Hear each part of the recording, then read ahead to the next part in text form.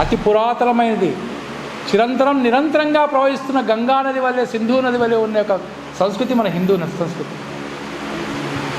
అంత ఉన్నప్పటికీ పరాధీనంలోకి పోయి, పారతంత్రంలోకి పోయి మానసిక దారిద్ర్యాన్ని అనుభవించే సమాజం కూడా మనదే. దానికి కారణం మన పూర్వజులు గొప్పనైన సంస్కృతికి మనం వారసులం అన్న విషయం మనందరికీ తెలుసు. కానీ మతి భ్రమించినట్లాగా మనము లోగో చేసుకున్న ద్వారా మన యొక్క హిందూ ధర్మాన్ని, సంస్కృతిని తక్కువ చేసుకున్నాం. మనకు తెలుసు, ప్రపంచంలో 4 వేదాలు ప్రపంచానికి జ్ఞానభిక్ష పెట్టడానికి ఇచ్చింది ఒకే ఒక్క సమాజం హిందూ సంస్కృతి నుంచి వచ్చింది మాత్రమే. ప్రపంచంలో ఇక్కడ వేద జ్ఞానం లేదు. వేద జ్ఞానం అంటే ఏంటండి? వేద జ్ఞానం అంటే జీవన విధానం. ఎవరు ఎలా ఉండాలి, ఎవరు ఏ కర్మ చేయాలి, ఏ రకంగా దేశం పట్ల, ధర్మం పట్ల, ప్రకృతి పట్ల, సమాజం పట్ల ఉండే ఒక విధి విధానాలను లిఖీకృతం చేసింది వేద జ్ఞానం. అది దేవుని ద్వారా జరిగింది. ప్రపంచంలో ఏ ఒక్క మన సంస్కృతి చూసినా అది మనకు కనిపించదు. మనము ప్రపంచంలో మనమే కాదు, మనం ఎక్కువ చదువుకోకపోవచ్చు, మనం చెప్పకపోవచ్చు. ప్రపంచంలో పరిశోధన చేసిన వాళ్ళు వందలాది మంది, వేలాది మంది ఉన్నారు పరిశోధకులు. వాళ్ళు పరిశోధించిన వాళ్ళు ఎంత పరిశోధించు, ఇప్పుడు క్రైస్తవుల్లోకి వెళ్ళారు, ఇస్లాంలోకి వెళ్ళారు, ఖురాన్లోకి వెళ్ళారు, బైబిల్లోకి వెళ్ళారు, యూదు సంస్కృతిలోకి వెళ్ళారు. ఎంత తర్కించి వాళ్ళు లోపలికి పరిశోధన చేసినా ఎక్కడో ఒక 20 ఆగుతోంది. అది ఎక్కడ ఆగుతోంది? హిందూ ధర్మం యొక్క పొలిమేరల్లో ఆగుతోంది. అక్కడి ముందు అక్కడే కనిపిస్తుంది, దాని మూలాలు అక్కడే కనిపిస్తున్నాయి. అంత గొప్పనైన పురాతనమైన సంస్కృతికి వారసులం మనం. అందుకే ప్రపంచంలో మీరు ఏ యొక్క జీకే బుక్ తీసుకోండి, ఏ యొక్క పరిశోధన గ్రంథం తీసుకోండి, ప్రపంచంలో అతి పురాతనము నిరంతరమైన సంస్కృతి ఏది అంటే హిందూ ధర్మము, హిందూ సంస్కృతి అని చెప్తారు. జర్మన్లో పోండి, వాళ్ళ పాఠ్యపుస్తకాల్లో ఏముందో చూడండి. ఇజ్రాయలియన్ మనం ఈరోజు ఇంత గౌరవిస్తుందంటే వాళ్ళకు తెలుసు ఇదే పురాతనమైంది అనే విషయం. దీని యొక్క ఆధారంగా యూదు సంస్కృతి కూడా అంత పురాతనమైందే. కాబట్టి ఇజ్రాయెల్కు మనకు అంత అనుబంధం ఉంది. ఇంత గొప్పనైన సంస్కృతి, ఇంత ఒక తరాలు, 4 యుగాలు, 3 యుగాలు గడిచిపోయాయి.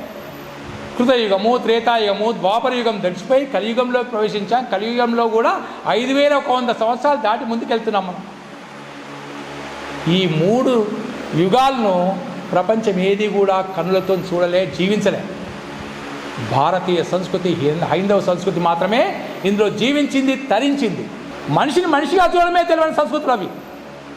మనము చెట్టు, చేమ, పుట్ట, గట్టు అన్నిటిని కూడా దేవతా స్వరూపాలుగా చూసిన గొప్పనైన సంస్కృతికి వారసులం హైందవులు. అవసరం వచ్చినప్పుడు శాస్త్రం చెప్పాలి, శాస్త్రానికి కనుక విలంబనం వచ్చినప్పుడు శస్త్రము లేపాలని కూడా చెప్పింది కూడా హిందూ ధర్మం. ఈ శస్త్రం లేపాలన్న ఒక్కదాన్ని మర్చిపోయిన యొక్క సమాజం వల్ల హిందువులు బానిసత్వం లోపో ఇంకో వేరే ఒక సమాజం యొక్క పీడనకు లోబయ్యారు. త్రేతాయుగంలో, కృతాయుగంలో, ద్వాపర యుగంలో దైవిక శక్తి పనిచేసింది. కానీ కలియుగంలో దైవిక శక్తి పనిచేయదు. ఇందులో సంఘే శక్తి కలయుగే, సంఘటనా శక్తి వల్లనే ఈ కలియుగము నిలబడగలుగుతుంది అనే ఒక మర్మాన్ని గ్రహించిన డాక్టర్ జీ వారిని గుప్పటి మంది, వారు ఒక మంచి డాక్టర్, మంచి సమాజంలో విలువ ఉన్న వ్యక్తి. ఆయన ఏం చేశాడు? గుప్పటి మంది పిల్లల్ని తీసుకొని నాగపూర్లో మొహితేవాడలో ఒక శాఖ ప్రారంభించారు. ఆ గుప్పడి మందిని 1925 విజయదశమి రోజు ప్రారంభించిన సంఘం ఎంత నిష్ఠ ఉంటే, ఎంత ఆ యొక్క ఆలోచన ఉంటే, ఎంత తత్వవేదన ఉంటే 99 సంవత్సరాల కాలంలో ఈరోజు కనిపిస్తున్న ఈ బృహత్ పరివారం మనకు కనిపిస్తారు. వీళ్ళే రేపు పిడుగులు కాబోతున్నారు. భారతదేశాన్ని ఒకప్పుడు ప్రపంచ దేశ గురువుగా ఉన్నది అంటాం కదా, భర్తవర్షే భర్తఖండే మేరు దక్షిణ దిగ్భాగే అని మన చదువుతాం, సంకల్పం చదువుతాం. అది ఉట్టి సంకల్పం కాదండి, ఉట్టి కాదు. మన భారతదేశం యొక్క ఎల్లలు చెప్తూ ఉంది. అది ఎక్కడి వరకు ఉంది? మేరు దక్షిణ దిగ్భాగే, హిమాలయాల కింద మొత్తం కనిపించిన ఈ ఆజానుబాహువులా 2 చేతులు దాస్తే కనిపించేది మొత్తం కూడా భారతఖండమే, ఉపఖండమే. అది మొత్తం కూడా హిందుత్వం వెలసిల్లిన ప్రాంతం. ఇటు చాపితే ఆర్యన్ ఇరాన్ వరకు, ఇటు చాపితే బాలీదీపులు ఇండోనేషియా దాటిపోయే వరకు, పైకి పోతే మంగోలియా, కిందికి పోతే శ్రీలంక, అన్ని దేశాలు, మారిషస్ ఇవన్నీ దేశాలు మొత్తం కూడా ఆసియా మొత్తం ఈ ఖండం దాటిపోతే ఆసియా కంటే పైన యొక్క జీవన విధానమే లేదు. అమెరికాలో కావచ్చు, ఆఫ్రికాలో కావచ్చు, జీవన విధానం లేని సమయంలో ఆర్యన్ ఇరాన్ వరకు కూడా భారతీయ తత్వము, భారతీయ వ్యాపారవేత్తలు వెళ్ళి అక్కడ వ్యాపారం చేసి ఈ యొక్క గురుతుల్యంగా ఉన్న భారతదేశం ఈరోజు ఇలా అవుతుందని ఒక వేదంతో వారు ప్రారంభించిన 99 సంవత్సరాలు ప్రారంభించిన సంఘం ఈరోజు ఇంతింతే వటుడింతే అన్నట్టుగా ప్రపంచం మొత్తం కూడా 135 దేశాల్లో ఈరోజు సంఘం వివిధ రకాల పేర్లతో ఉంది. అమెరికాలో తీసుకుంటే హెచ్ఎస్ఎస్, హిందూ స్వయం సంఘ్, ఆస్ట్రేలియాలో ఒక పేరు, న్యూజిలాండ్లో ఒక పేరు, ఐర్లాండ్లో ఒక పేరు, జర్మనీలో ఒక పేరుతో ఏదో రకంగా పనిచేస్తూ ఉన్నారు. ఎక్కడ పనిచేస్తూ ఉన్నారు.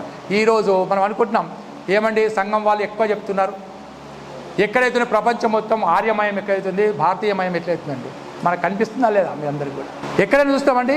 ఇక్కడ మన దేశంలో సంస్కృతి పట్ల నిష్ఠలు అంత తగ్గుతోంది, కానీ ఇక్కడి నుంచి పోయిన వాళ్ళు ప్రపంచ దేశాల్లో ఉన్న వాళ్ళలో సంస్కృతిలో నిష్ఠ ఉంది.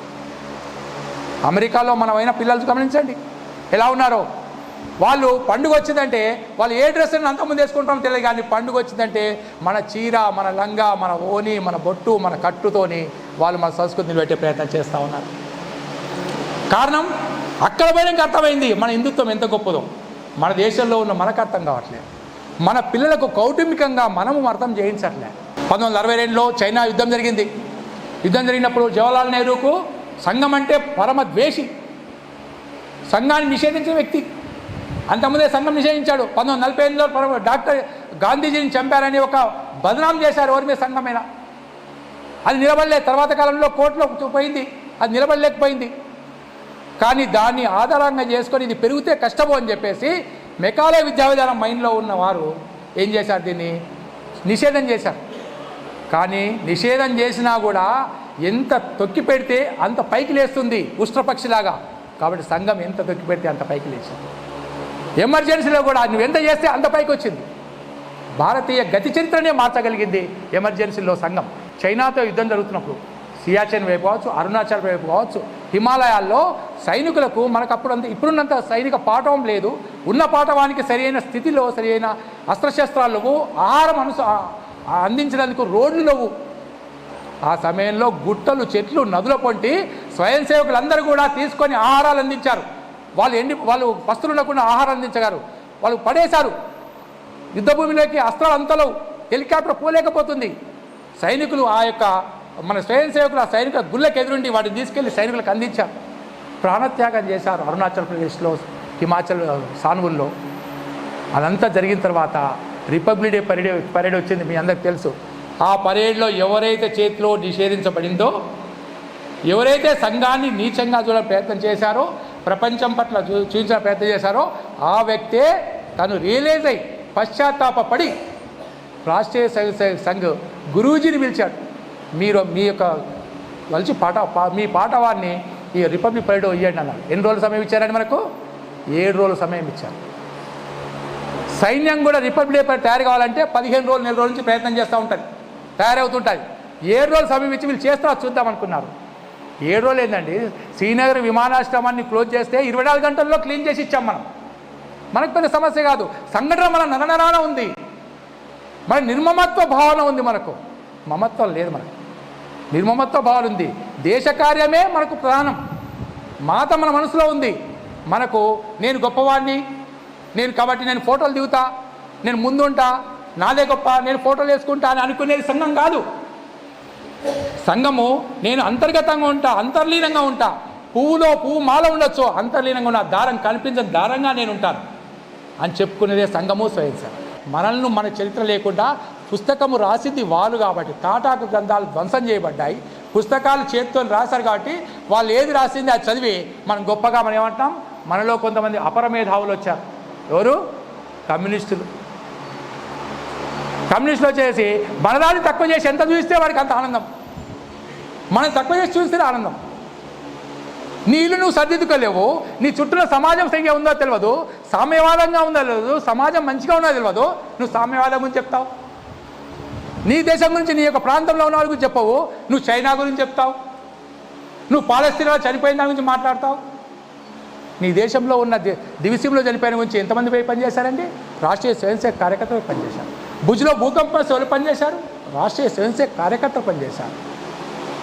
లాతూర్లో భూకంపం ఎవరు పనిచేశారు? స్వయం సేవకులు ముందెళ్ళి పనిచేశారు. ఒదికు ఏది మన ఖమ్మంలో మొట్టమొదటిసారిగా పోయింది వాళ్ళండి స్వయం సేవకులు. వాళ్ళ ఇల్లులో చూసుకోకుండా పోయి స్వయం సేవకులు నిలబడ్డారు. ఇది ఏం చెప్తుందంటే అక్కడ పైనుంచి మనకి ఏమైనా ఫత్వా రాదు, ఫోన్ రాదు, మీరు పోండి అని. మన పక్కన ఏంటంటే మనం వెళ్ళిపోతాం. అది సంఘం నేర్పిన గొప్పతనం. ఇందులో చాలా బ్రహ్మాండంగా మనందరూ కూడా చాలా బాగా చెప్పారు అనుభవాన్ని మన అమోఘ్ గారు. వారు ఎందుకంటే ఛానల్ ద్వారా చాలా పనిచేస్తూ ఉన్నారు, చాలా చూస్తున్నారు. ఎక్కడెక్కడ చాలా ఛానళ్ళు పనిచేస్తున్నాయి, వందల లక్షల ఛానల్ పనిచేస్తున్నాయి మనకు వ్యతిరేకంగా. ఇటువంటి ఛానళ్ళు ఇంకా ఎదగాల్సిన అవసరం ఉంది. కాబట్టి ఇటువంటి ఛానల్ మనం రావాలి, దాన్ని మనం ప్రమోట్ చేయాలి. వాళ్ళ ద్వారానే మన యొక్క మంచిది కాంటెంట్ క్రియేషన్ అంటాం. Content creation, positive content creation కిందికి వెళ్ళాలి. రాంగ్ కాంటెంట్ వెళ్ళిపోతుంది. కొన్నిసార్లు చూస్తాం మనం ఏంటంటే అది అబ్బా బాగోలేదు అనుకొని మనం పంపించే ప్రయత్నం చేస్తాం. అది కూడా రాంగ్ కాంటెంట్ క్రియేషన్లో భాగమే. మన శత్రువులు చేస్తున్నారు, మనం సింపుల్గా పంపిస్తున్నాం కిందికి. పాజిటివ్ని పంపించేద్దాం, పాజిటివ్ క్రియేషన్ చేద్దాం, పాజిటివ్ కంటెంట్ పంపుదాం. అప్పుడు కింది వరకు తీసుకెళ్లే ప్రయత్నం చేద్దాం. మనము రాబోయే జాగృత భారతం మనం అందరం కూడా వారసులై నిజమైన ప్రయత్నం చేద్దామని.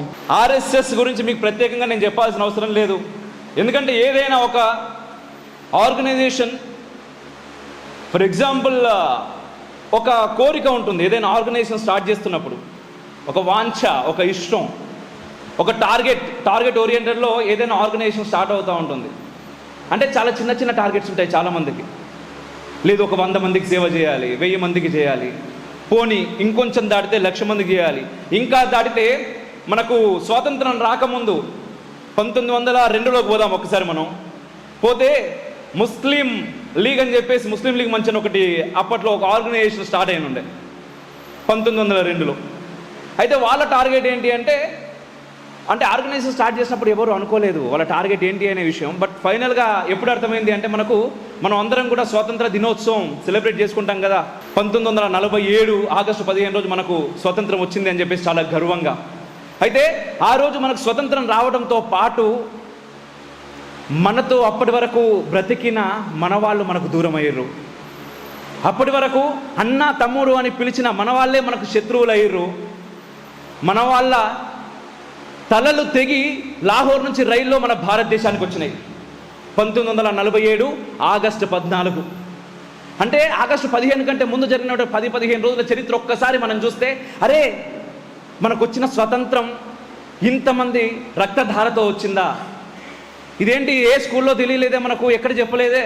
మనమేం ఆగస్టు 15 అనగానే చాలా సంతోషంగా వెళ్తాం, జెండా ఎగరేస్తాం, భారత్ మాతాకి జై అంటాం, అనిపిస్తూ ఉంటుంది. కానీ అసలైన చరిత్రను మనకు దూరం చేశారు. పోనీ ఆ స్వతంత్రం వచ్చింది, 2 దేశాలు పోయినాయి మన దగ్గరికి వెళ్ళి, అఖండ భారతం కాస్త ముక్కలైంది. ఆ మిగిలిన ముక్క మన చేతిలోకి వచ్చింది. అటు పాకిస్తాన్, తూర్పు పాకిస్తాన్, పశ్చిమ పాకిస్తాన్ 2 పోయినాయి. ఆ తర్వాత ఇది బంగ్లాదేశ్ అయింది. ఆ పాకిస్తాన్కు ఈ బంగ్లాదేశ్కు మధ్యలో ఒక రోడ్డు కూడా ఇస్తామన్నారు అప్పట్లో మన పెద్దలు. ఆ రోడ్ వేస్తే ఎట్లుంటున్నో ఇప్పుడు నేను ప్రత్యేకంగా మీకు చెప్పాల్సిన అవసరం లేదు. ఎందుకంటే భారతదేశం చుట్టూ బార్డర్ ఉన్నది. ఇంతకుముందు అన్న కింద ఆర్మీ అన్న కలిసిండు, చాలా ఆనందం అనిపించింది నాకు ఆర్మీ అన్నను ఆర్ఎస్ఎస్ గణవేషంలో చూడంగానే. ఎందుకంటే వాళ్ళు బార్డర్లో పనిచేస్తున్నారు దేశం కోసం, ఆర్ఎస్ఎస్ కార్యకర్తలు దేశం లోపల పనిచేస్తున్నారు అంతర్గత శత్రువుల నుండి దేశాన్ని కాపాడడానికి, మన ధర్మాన్ని కాపాడడానికి. ఆ మధ్యలో దారేసి ఎట్లుంటుందో నేను మీకు ప్రత్యేకంగా చెప్పాల్సిన అవసరం లేదు.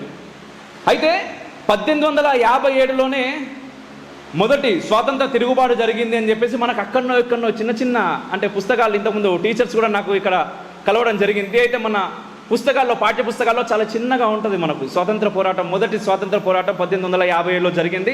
సోకాల్ దాదాపు ఒక లెసన్ కూడా పూర్తిగా ఉండదు. అటువంటిది అంత అద్భుతంగా అంత పెద్ద స్థాయిలో జరిగినటువంటి స్వాతంత్ర పోరాటం తర్వాత మనకు నిజమైన స్వాతంత్రం రావడానికి 100 సంవత్సరాలు దాదాపుగా ఎందుకు పట్టింది? ఇప్పుడున్నట్టుగానే అప్పుడు కూడా బ్రిటిష్ వాళ్ళకి అమ్ముడు పోయిన రాజకీయ నాయకులు ఉన్నారు. కాబట్టి అసలైన ఏది మనం ఈరోజు పుస్తకాల్లో ఎవరైతే మనకు స్వతంత్ర సమర యోధులు, వీళ్ళ ద్వారానే మనకు స్వతంత్రం వచ్చింది అని చెప్పి మనం ఎవరైతే చెప్పుకుంటున్నామో, నాకు తెలిసి వాళ్ళు ఎవరు కూడా అంత స్థాయిలో జైల్లోకి పోయి 30 ఏళ్ళు 40 ఏళ్ళు నుండి యావజ్జీవ కారాగార శిక్షలు అనుభవించి ఏది వీర సావర్కర్ను చీకటి గదుల్లో లోపల కొక్కినట్టు ఇది గానుగ నూనె ఎట్లా తీస్తారో తెలిసిన అన్న మీ అందరికీ? గానుగ నూనెని తీయమని చెప్పేసి వీర సావర్కి అప్పచెప్పి ఎద్దును పొడిచినట్టు వెనక నుంచి పొడుస్తూ ఉంటే అటువంటి శిక్షలు అనుభవించిన వాళ్ళేమో మనకు తెలియదు. వాళ్ళను మనం ఏమంటాం? దొంగలనే నాయకులు ఈరోజు మనకు ఉన్నారు, వాళ్ళని మనం ఎన్నుకున్నాం. ఇది మన దౌర్భాగ్యం. ఎటువంటి స్థితిలో ఉన్నాం మనం ఈరోజు? దీని నుంచి మనం బయటకు రావాలి. అందుకోసం అని చెప్పేసి నిజంగా ఆర్ఎస్ఎస్ భావజాలం అంటే ఆర్ఎస్ఎస్ 5గురితో ప్రారంభమైంది అనుకుంటాను నాకు తెలిసి. ఈరోజు ఎంతమంది ఉన్నారో సభ్యత్వం నమోదు అది పక్కన పెడితే, ఎంతమంది ఉన్నారు దీంట్లో అనే విషయం పక్కన పెడితే కొన్ని కోట్ల మందిని ఇది ఇన్ఫ్లుయెన్స్ చేయగలిగింది ఆర్ఎస్ఎస్.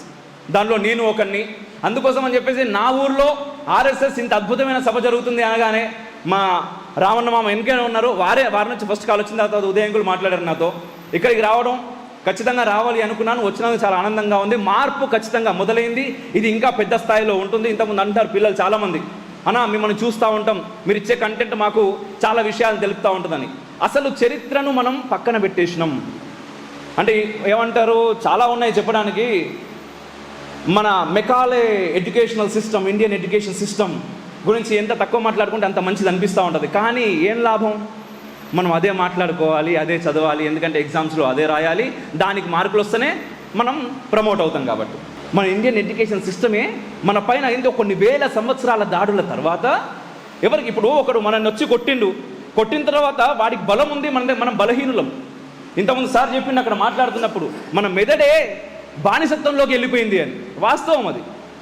ఎవడేది చెప్తే అది మన భగవద్గీత, మన రాముడు. ఇంతకుముందు బయట అడుగుతున్నా, సార్తో మాట్లాడుతున్నప్పుడు అంటున్నా నేను, మన రామచంద్రుని గురించి, మన శ్రీరామచంద్రుని గురించి, మన చరిత్రనా అది ఇతిహాసం మన చరిత్ర అని చెప్పేసి మనం చెప్పుకుంటాం. మన రామచంద్రుడు, మన శ్రీకృష్ణుడు, మన కృష్ణుడు అర్జునుని నిమిత్తంగా చేసుకొని భారతీయులందరికీ, భరతమాత పిల్లలందరికీ కూడా చెప్పిండయ్యా, గీతను బోధించిండయ్యా. ధర్మం ఎట్లా నడపాలి, ధర్మం ఏంటిది అనేది రాముడు మనకు చూపించిండు. ఆ ధర్మాన్ని ఎట్లా కాపాడాలి అనేది కృష్ణుడు మనకు చూపించిండు. అయితే ధర్మం కోసం చాలామంది చనిపోయారు, దేశం కోసం చాలామంది చనిపోయారు, ఇప్పటికీ చనిపోతూనే ఉన్నారు బార్డర్లో. అయితే ఎక్కడ లేనిది, ఏ దేశానికి లేని దౌర్భాగ్యం ఒకటి మన దేశానికి ఉన్నది. ఏంటిదంటే ఎక్కడైనా సరే ఇప్పుడు పాకిస్తాన్ వర్సెస్ ఇండియా ఉన్నది. పాకిస్తాన్ వాళ్ళు ఎవరైనా భారతదేశం కోసం చచ్చిపోయేటోళ్ళు ఉన్నారా అయ్యా? ఎవరన్నా? కానీ ఈ దేశంలో పుట్టి, ఈ దేశంలో పెరిగి, ఈ దేశం తిండి తింటూ, ఈ దేశం గాలి పీలుస్తూ మన పక్కనే ఉన్నోళ్ళు చాలామంది పాకిస్తాన్ కోసం చావడానికి సిద్ధంగా ఉంటారు. వాళ్ళే బాంబులై మనల్ని కూడా చంపడానికి సిద్ధమవుతారు. ఇటువంటి దేశంలో, ఇటువంటి మనుషుల మధ్య మనం ఎందుకు బ్రతుకుతున్నామంటే మన ధర్మాన్ని మనకు దూరం చేసిర్రు. మన ధర్మం విలువ మనకు తెలియదు. ఏం చెప్పింది మన ధర్మం? లోక సమస్త సుఖినో భవంతు. ఎప్పుడు ప్రపంచమంతా మంచిగా ఉండని, నేను బాగుండాలి, ఎదుటి వ్యక్తి బాగుండాలి. నేను బాగుంటా, నా ధర్మాన్ని నేను ఆచరిస్తా, ఎదుటి వ్యక్తి మతాన్ని నేను గౌరవిస్తా. ఈ సనాతన ధర్మం అనేది కేవలం హిందువులకు మాత్రమే కాదు. ఈ దేశంలో పుట్టిన ముస్లిం పాటించాలి, క్రిస్టియన్ పాటించాలి, అప్పుడే ఈ దేశం బాగుంటుంది. సనాతన ధర్మం ప్రతి ఒక్కరూ ఖచ్చితంగా పాటించాల్సిందే. ఎప్పుడైతే ఈ ధర్మం నుంచి మనం దూరం అవుతామో, మనకు ధర్మం నుంచి దూరం అయ్యారు అంటే ఆటోమేటిక్గా మనకు ఒక శత్రువు ఎక్స్ట్రా అయినట్టే. ఇప్పుడు కన్వర్షన్స్ గురించి కానీ, లవ్ జిహాద్ గురించి కానీ ఎందుకు అంతగానో మాట్లాడతారు అంటే, అరే పోతారు, ఏమున్నది రాబాయ్, ఈరోజు నీ మతంలో ఉన్నారు, రేపటి నాడు వేరే మతంలో పోతారు అని అంటారు చాలామంది. కానీ ఒక వ్యక్తి నీ మతం నుంచి దూరమైండు అంటే ఖచ్చితంగా నీ దేశానికి, నీ ధర్మానికి ఒక శత్రువు ఎక్కువైనట్టే. అది మనం గమనించాలి. ఈ విషయాలన్నీ కూడా మనం చెప్పే ప్రయత్నం చేయాలి. అయితే ఆర్ఎస్ఎస్ గురించి ఏదైనా మనం మాట్లాడాలి అనుకున్నప్పుడు నాకు భగవద్గీతలో ఒకటి గుర్తుకొస్తూ ఉంటుంది. ఏంటంటే అర్జునుడు అక్కడికి పోయిన తర్వాత ఆయన చాలా బాధపడతా ఉంటాడు. అందరు మనోళ్ళే కదా అయ్యా, ఇట్లా వీళ్ళని చంపుతేంది, నాకు ఈ విజయం అవసరం లేదు కృష్ణ, దీని ద్వారా వచ్చేటటువంటి రాజ్యాన్ని నేనేం చేసుకోవాలన్నయ్యా, నాకు అవసరం లేదు అని ఆయన మాట్లాడుతున్నప్పుడు కృష్ణుడు మాట అంటాడు, ఓరు నాయనా, నువ్వు యుద్ధం చేసేది నీ అన్నలతోటి తమ్ములతోటి అనుకుంటా ఉన్నావు, అది కాదు, నువ్వు యుద్ధం చేసేది అధర్మంతో. ఎప్పుడైతే అధర్మం మీద ధర్మం గెలవదో అధర్మమే ధర్మం అనుకుంటారు. అధర్మమే ధర్మం అనుకునే ప్రమాదం ఉంటుంది. ఈరోజు ఆర్ఎస్ఎస్ కార్యకర్తలు ఎక్కడ చూసినా కూడా నేను చాలా మందితో మాట్లాడుతూ ఉంటాను, ప్రాంత ప్రచారకులతోటి, వాళ్ళతో వీళ్ళతో చాలామంది కాల్స్ చేస్తూ ఉంటారు కూడా, నాయన బాగా చేస్తున్నావు అని చెప్పేసి. వాళ్ళతో మాట్లాడుతున్నప్పుడు వాళ్ళకి ఏం అవసరం లేదు, పేరు అవసరం లేదు, రాజకీయంలోకి పోయి మేము ఏదో ఎదగాలి, మాకు ఒక పెద్ద పదవి కావాలని అవసరం లేదు. ఏమున్నది, పైన చొక్కా కింద ప్యాంట్ వేసుకొని పక్కకు ఒక బ్యాగ్ పట్టుకొని దాంట్లో ఇంకొక జత బట్టలు పట్టుకొని నడుస్తూ ఉంటారు. అన్న తింటారా, ఎక్కడ తింటారంటే ఏమున్నది, అక్కడ పోయిన తర్వాత ఎవరో ఒకళ్ళు పెడతారు. ఏం కావాలి, వాళ్ళు ఎందుకోసం ఇదంతా దేనికోసం చేస్తున్నారు? ఈ దేశం కోసం, ఈ ధర్మం కోసం నిలబడుతున్నారు. అవసరం ఏమున్నది మరి? ఈ దేశం కోసం అంత నిలబడాల్సిన అవసరం ఏమున్నది? పోనీ ఇప్పుడంటే ఇంతమంది మనం ఉన్నాం, దాదాపు 150-160 మంది దాకా ఇక్కడ ఉన్నాం.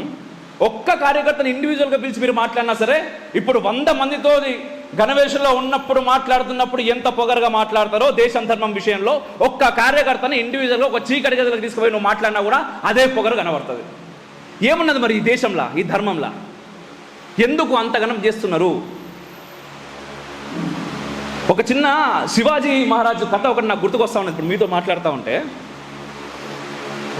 హీరీ కాని అని ఒక ఆమె, హీరీ కాని అని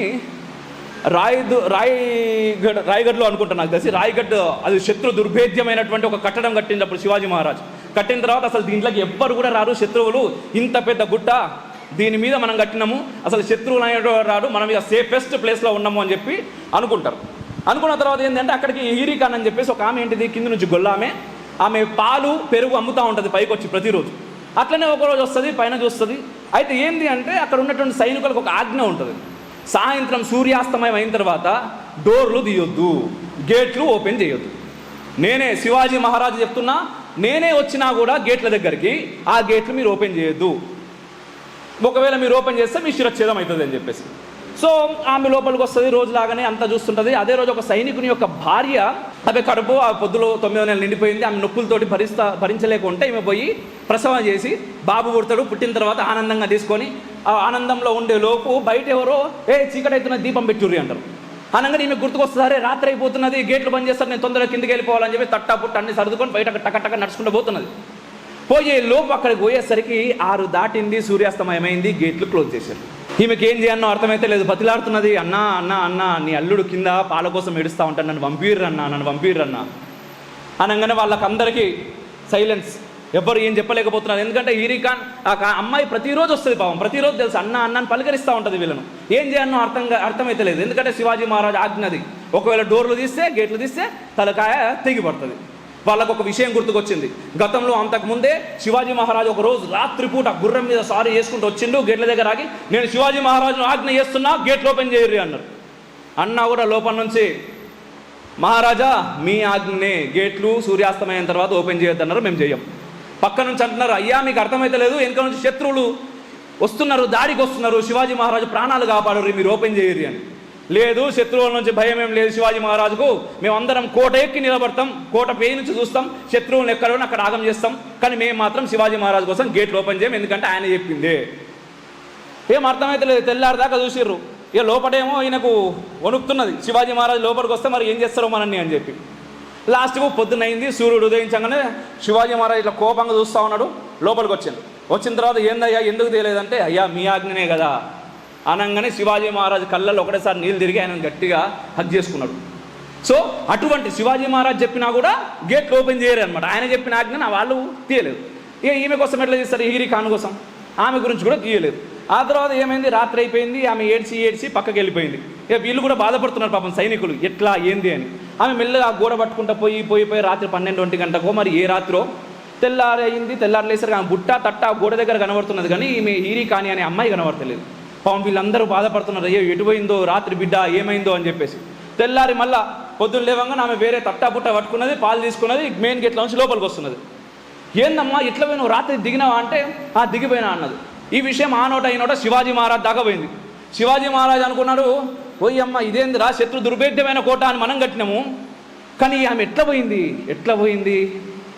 తల్లికి బిడ్డ మీద ఉన్న ప్రేమ, నా బిడ్డ నా పాలు లేకపోతే అలమటిస్తాడు, ఈ రాత్రంతా ఏడుచుకుంటూ కూర్చుంటాడని చెప్పేసి శత్రు దుర్భేద్యమైన కోట అని శివాజీ మహారాజ్ అనుకున్నా కూడా ఆ కోట మీద నుంచి తృణప్రాయంగా చీకట్ల పూరుగు ఎట్లు ఏమి చూడకుండా ఆమె వెళ్ళిపోయింది, పాలిచ్చింది, పైకి వచ్చింది. ఆ ప్రేమ ఆర్ఎస్ఎస్ కార్యకర్తలకు దేశం మీద ధర్మం మీద నాకు కనిపిస్తూ ఉంటుంది, అంత ప్రేమ నాకు కనిపిస్తూ ఉంటుంది. భారత్ మాతా కీ, సనాతన ధర్మ కీ జై హింద్. 1 2 3